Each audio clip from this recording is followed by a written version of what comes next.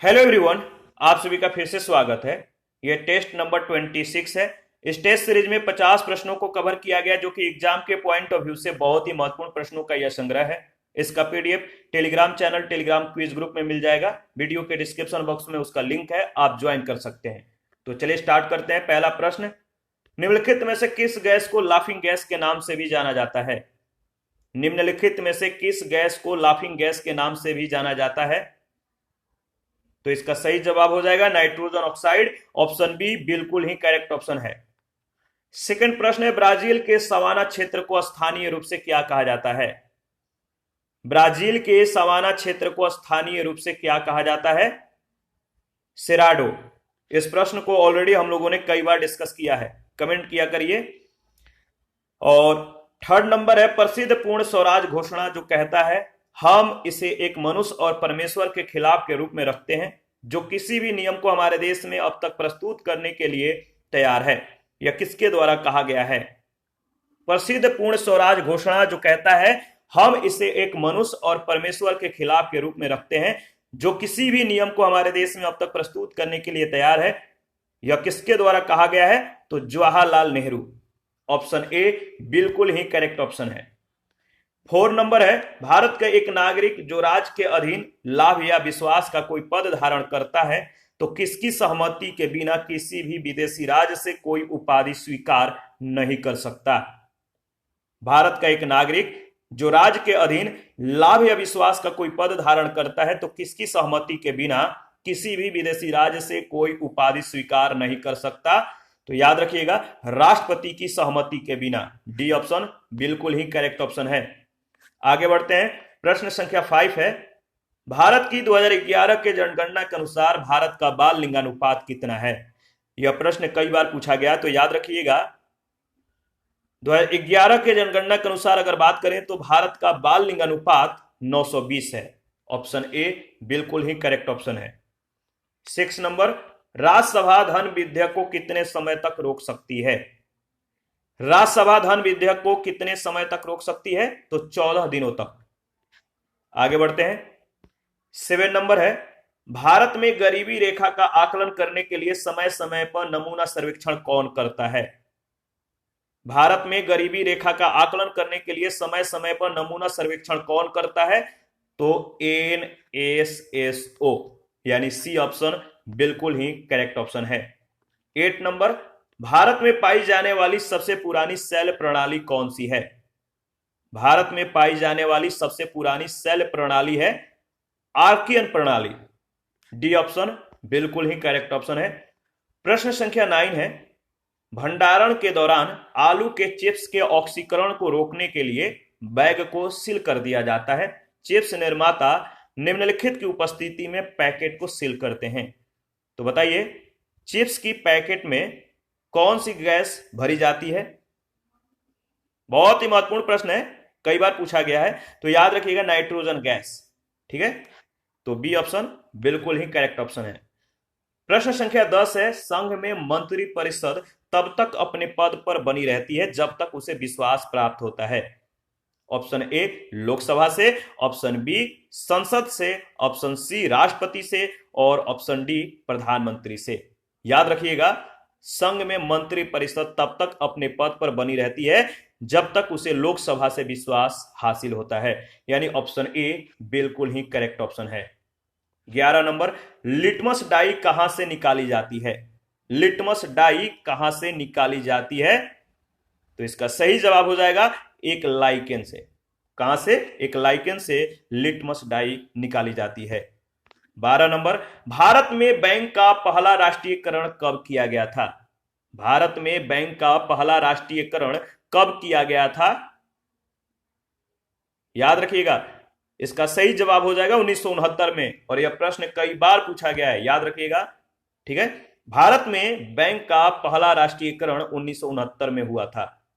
आगे बढ़ते हैं। और 13 नंबर है, भारतीय संविधान के किस अनुच्छेद में अल्पसंख्यकों के हितों को जो है शामिल किया गया है? भारतीय संविधान के किस अनुच्छेद में अल्पसंख्यकों के हितों को शामिल किया गया है? तो आर्टिकल 29 है। अनुच्छेद 29 में अल्पसंख्यकों के हितों को जो है शामिल किया गया है। सी ऑप्शन बिल्कुल ही करेक्ट ऑप्शन है। 14 नंबर, एक संविधान संशोधन विधेयक प्राप्त होने पर संसद के दोनों सदनों के द्वारा राष्ट्रपति को पारित किया गया। तब राष्ट्रपति इस पर किस तरह की प्रतिक्रियाएं देंगे? याद रखिएगा, एक संविधान संशोधन विधेयक प्राप्त होने पर संसद के दोनों सदनों के द्वारा राष्ट्रपति को पारित करने पर यह अपनी सहमति देंगे, यानी डी ऑप्शन बिल्कुल ही करेक्ट ऑप्शन है। और नेक्स्ट प्रश्न है 15 नंबर, निम्नलिखित में से किसका पीएच मान लगभग 10 है?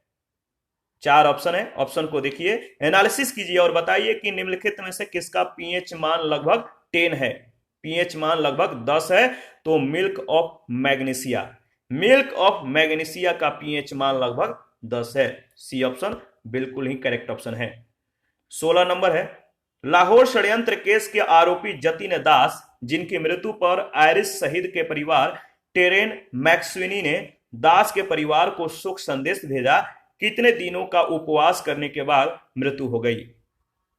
लाहौर षड्यंत्र केस के आरोपी जतिन दास, जिनके मृत्यु पर आयरिश शहीद के परिवार टेरेन मैक्सविनी ने दास के परिवार को शोक संदेश भेजा, कितने दिनों का उपवास करने के बाद इनकी मृत्यु हो गई?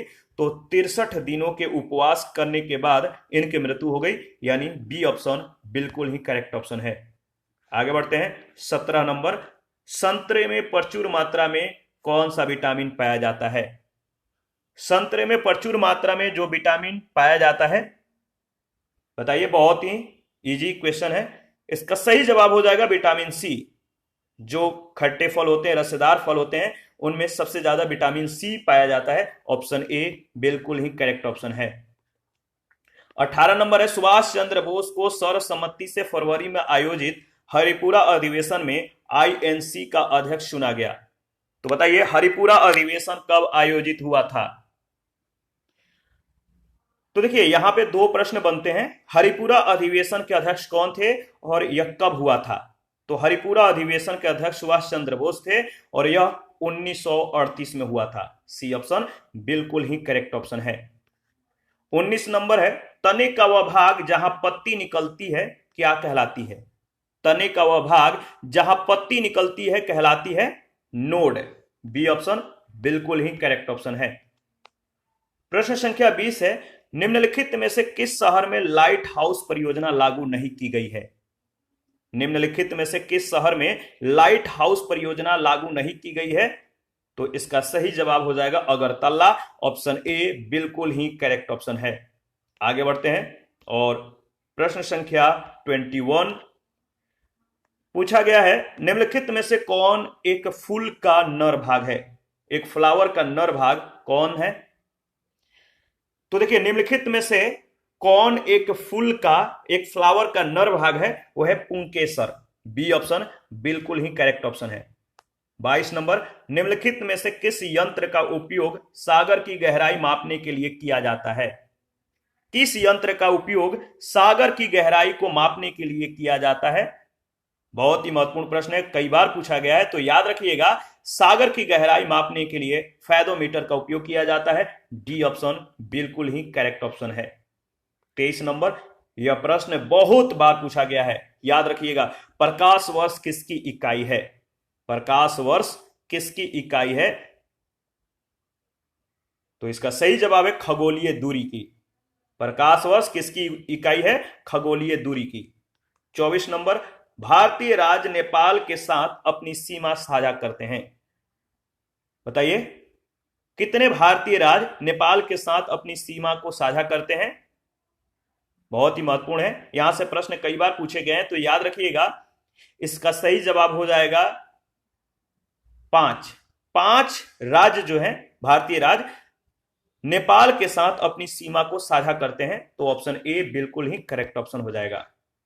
आगे बढ़ते हैं और प्रश्न संख्या 25, नेल पॉलिश रिमूवर में क्या शामिल होता है? नेल पॉलिश रिमूवर में जो शामिल होता है, बताइए।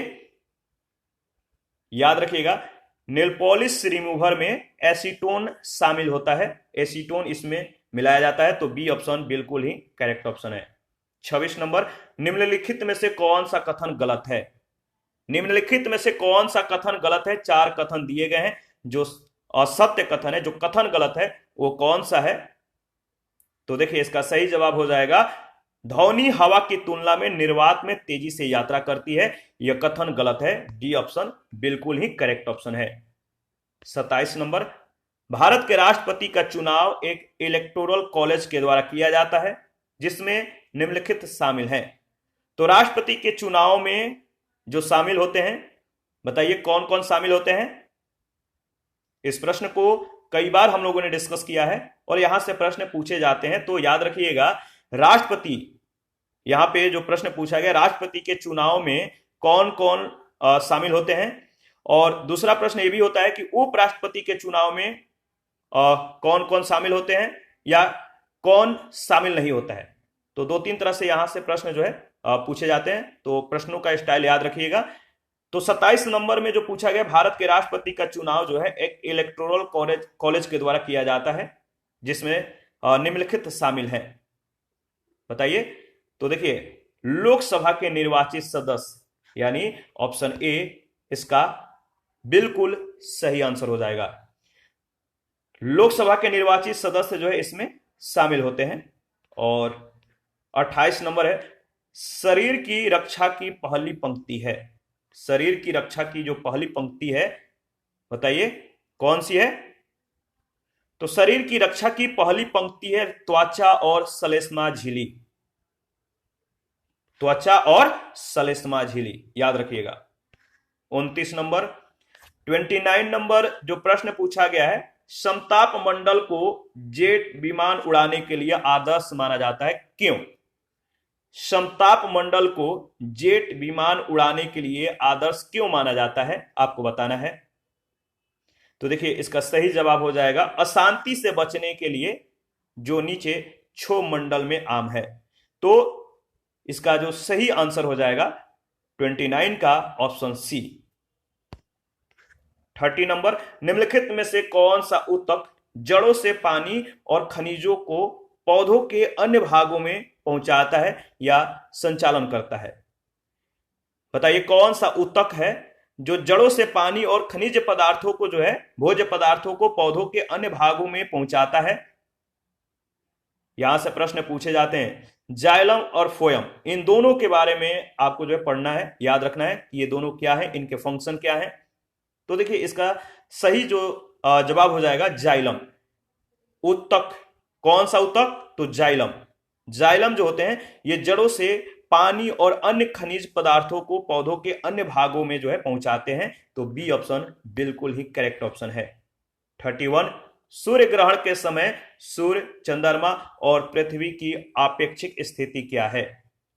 सूर्य ग्रहण के समय सूर्य, चंद्रमा और पृथ्वी की आपेक्षिक स्थिति क्या है? तो सूर्य और चंद्रमा संयोजन में है, यानी बी ऑप्शन बिल्कुल करेक्ट ऑप्शन है। 32, जीएनपी सकल राष्ट्रीय उत्पाद। तो बताइए जीएनपी यानी सकल राष्ट्रीय उत्पाद पर विचार करते समय निम्नलिखित में से किसकी आवश्यकता नहीं है? जीएनपी पर विचार करते समय निम्नलिखित में से किसकी आवश्यकता नहीं है? तो नागरिकों की प्रति व्यक्ति आय, इसकी आवश्यकता नहीं है। सी ऑप्शन बिल्कुल करेक्ट ऑप्शन है। 33 नंबर, आपको बताना है कि भारत में एकमात्र सक्रिय ज्वालामुखी कौन सी है? भारत में एकमात्र सक्रिय ज्वालामुखी कौन सी है? वह है बेरेन द्वीप। बेरेन द्वीप भारत में एकमात्र सक्रिय ज्वालामुखी है, या बैरन द्वीप भी बोलते हैं। थोड़ा सा यहाँ पे टाइपिंग में मिस्टेक है, याद रखिएगा बैरन द्वीप जो है भारत में एकमात्र सक्रिय ज्वालामुखी है। 34 नंबर, किस राज्य सरकार ने स्कूली शिक्षा में पब्लिक प्राइवेट पार्टनरशिप शुरू करने की मंजूरी दे दी, जिसे निजी मालिकों के लिए सरकारी स्कूलों को संभालने का मार्ग प्रशस्त हुआ? किस राज्य सरकार ने स्कूली शिक्षा में पब्लिक प्राइवेट पार्टनरशिप शुरू करने की मंजूरी दे दी, जिसे निजी मालिकों के लिए सरकारी स्कूलों को संभालने का मार्ग प्रशस्त हुआ? इसका सही जवाब हो जाएगा राजस्थान, डी ऑप्शन। राजस्थान सरकार ने स्कूली शिक्षा में पब्लिक प्राइवेट पार्टनरशिप शुरू करने की जो है मंजूरी दे दी है, जिससे निजी मालिकों के लिए सरकारी स्कूलों को संभालने का जो मार्ग है वो प्रशस्त हुआ। इसके बाद 35 नंबर, स्वतंत्रता के समय भारतीय राष्ट्रीय कांग्रेस के अध्यक्ष कौन थे? स्वतंत्रता के समय भारतीय राष्ट्रीय कांग्रेस के अध्यक्ष थे, नाम है, याद रखिएगा, जेबी कृपलानी। बी ऑप्शन बिल्कुल ही करेक्ट ऑप्शन है। 36, संविधान के किस संशोधन ने पंचायत को संवैधानिक दर्जा जो है प्रदान किया? संविधान के किस संशोधन ने पंचायत को संवैधानिक दर्जा प्रदान किया? इसका सही जवाब हो जाएगा 73वां संविधान संशोधन अधिनियम। बी ऑप्शन बिल्कुल ही करेक्ट ऑप्शन है। आगे बढ़ते हैं। 37, करो या मरो का नारा कब और किसके द्वारा दिया गया था? करो या मरो का नारा कब और किसके द्वारा दिया गया था? तो बहुत ही महत्वपूर्ण प्रश्न है, याद रखिएगा। करो या मरो का नारा जो है कब और किसके द्वारा? तो देखिए, महात्मा गांधी के द्वारा कब? भारत छोड़ो आंदोलन के दौरान जो है यह नारा जो है दिया गया था। तो करो या मरो का नारा महात्मा गांधी ने भारत छोड़ो आंदोलन के दौरान दिया था। डी ऑप्शन बिल्कुल ही करेक्ट ऑप्शन है। आगे बढ़ते हैं। और 38 है, निम्नलिखित में से कौन सा देश सार्क का सदस्य नहीं है? कौन सा देश सार्क का सदस्य नहीं है? तो देखिए, म्यांमार जो है सार्क का सदस्य नहीं है। डी ऑप्शन बिल्कुल ही करेक्ट ऑप्शन है। 39, महान हिमालय में मानसरोवर झील के पास भारतीय उपमहाद्वीप की 3 महत्वपूर्ण नदियों के जो स्रोत हैं, ये नदियां कौन कौन सी हैं? महान हिमालय में मानसरोवर झील के पास भारतीय उपमहाद्वीप की 3 महत्वपूर्ण नदियों के जो स्रोत हैं, ये नदियां हैं, बताइए। ब्रह्मपुत्र, सिंधु और सतलुज, यानी सी ऑप्शन बिल्कुल ही करेक्ट ऑप्शन है। प्रश्न संख्या 40, भारतीय जलवायु के संदर्भ में पश्चिमी विक्षोभ की उत्पत्ति होती है। भारतीय जलवायु के संदर्भ में पश्चिमी विक्षोभ की उत्पत्ति होती है, बताइए। भूमध्य सागर में। कहां पर? भूमध्य सागर। B option. 41, देखिए, भूजल 2 अभेद परतों के बीच सीमित हो सकता है, इस प्रकार के संलग्न जल को क्या कहा जाता है? भूजल 2 अभेद परतों के बीच सीमित हो सकता है, इस प्रकार के संलग्न जल को क्या कहा जाता है? तो इसका सही जवाब हो जाएगा आर्टिसियन वेल। ए ऑप्शन बिल्कुल ही करेक्ट ऑप्शन है। 42, जंतु और पौधों की प्रजातियों की सबसे बड़ी विविधता पाई जाती है। जंतु और पौधों की प्रजातियों की सबसे बड़ी विविधता पाई जाती है, देखिए, उष्णकटिबंधीय वर्षावन, यानी बी ऑप्शन बिल्कुल ही करेक्ट ऑप्शन है।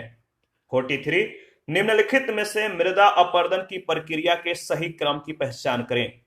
मृदा अपरदन की जो प्रक्रिया का सही क्रम है, आपको बताना है कि सही क्रम क्या है। बहुत ही महत्वपूर्ण प्रश्न है और इस प्रश्न को ऑलरेडी हम लोगों ने कई बार डिस्कस किया है। बताइए इसका सही जवाब क्या होगा? तो देखिए, ऑप्शन ए बिल्कुल ही करेक्ट ऑप्शन है।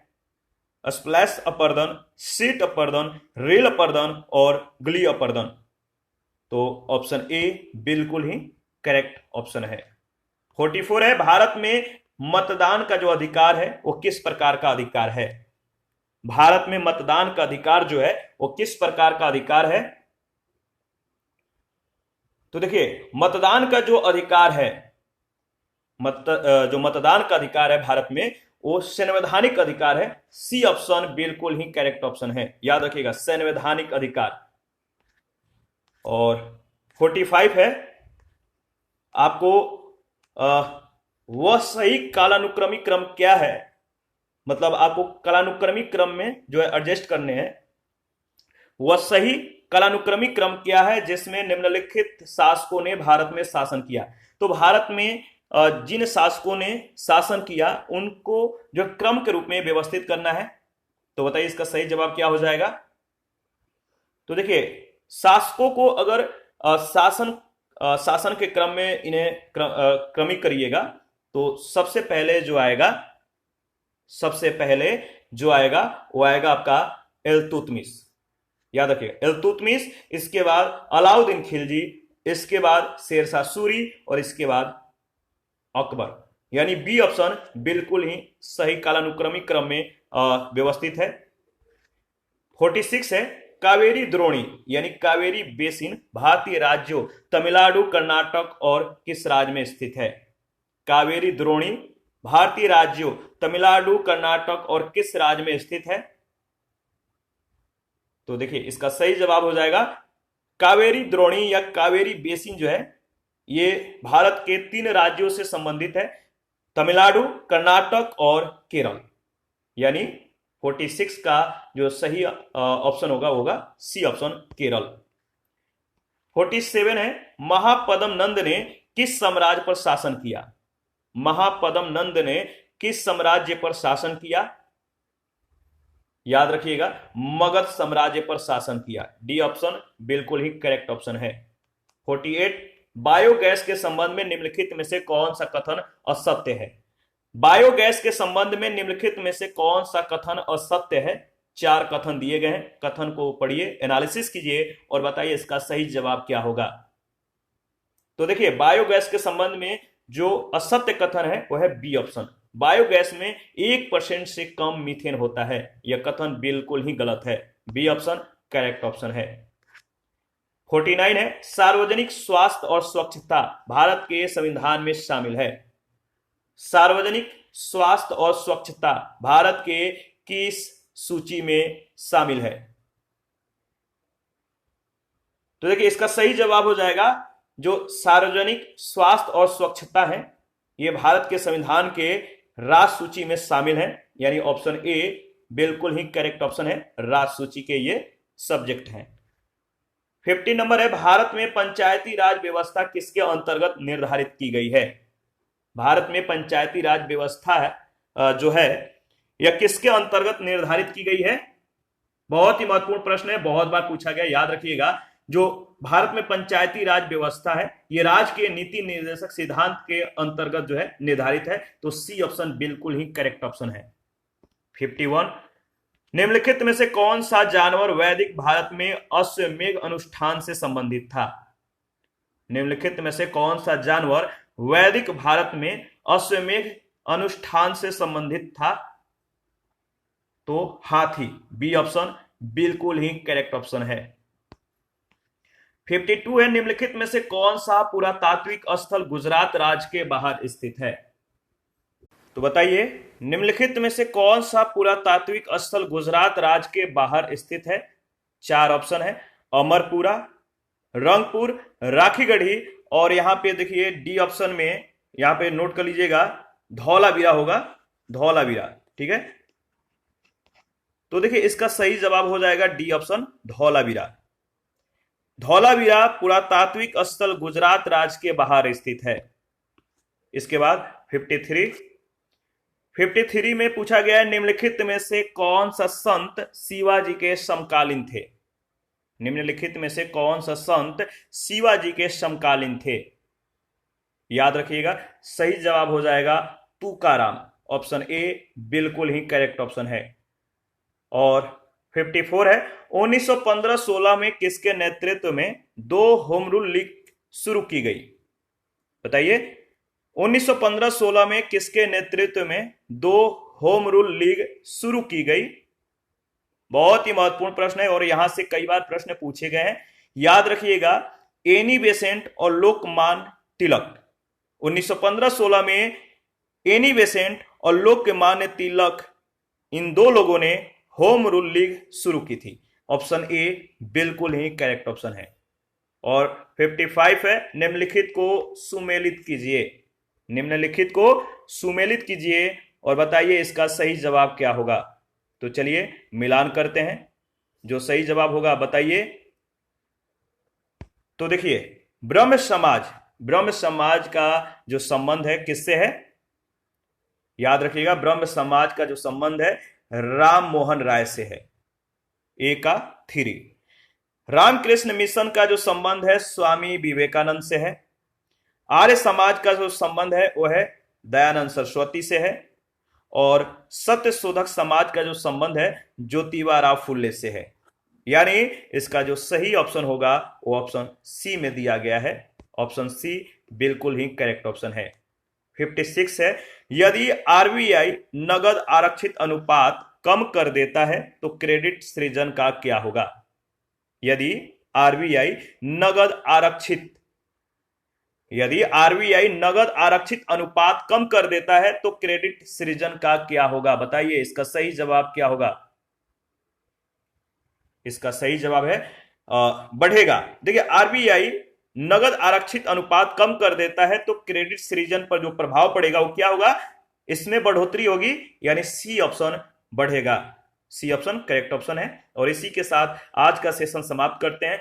यहां पे कुछ महत्वपूर्ण लिंक दिए गए हैं, यूट्यूब चैनल का, टेलीग्राम चैनल का, टेलीग्राम क्विज ग्रुप का, इंस्टाग्राम और फेसबुक पेज का। लास्ट में आंसर की है। आप जो है इसका पीडीएफ प्राप्त कर सकते हैं टेलीग्राम चैनल से, टेलीग्राम क्विज ग्रुप से, और प्रैक्टिस कर सकते हैं। देखिए आप अपना प्रतिक्रिया जरूर दीजिएगा, आपके प्रतिक्रियाओं का हमें बेसब्री से इंतजार रहता है। और जिन लोगों ने Telegram channel, Telegram quiz group अभी तक सब्सक्राइब या ज्वाइन नहीं किया है तो आप जो है ज्वाइन कीजिए, क्योंकि वहां पे बहुत ही महत्वपूर्ण अपडेट्स जो है शेयर किए जाते हैं, फैक्ट शेयर किए जाते हैं जो कि एग्जाम के पॉइंट ऑफ व्यू से बहुत महत्वपूर्ण होते हैं। तो थैंक यू, मिलते हैं नेक्स्ट सेशन में।